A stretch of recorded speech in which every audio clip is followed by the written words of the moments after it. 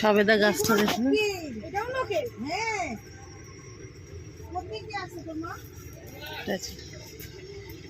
চলে গেল টাটা।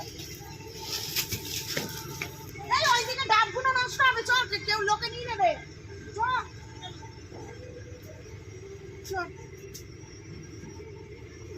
লেগেছে